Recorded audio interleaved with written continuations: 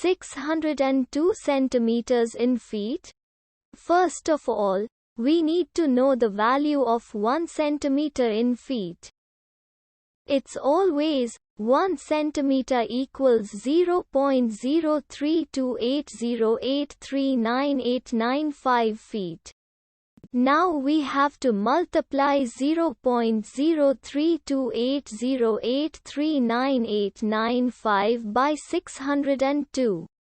Therefore, 602 centimeters times 0.03280839895 feet equals 19.7506561679 feet.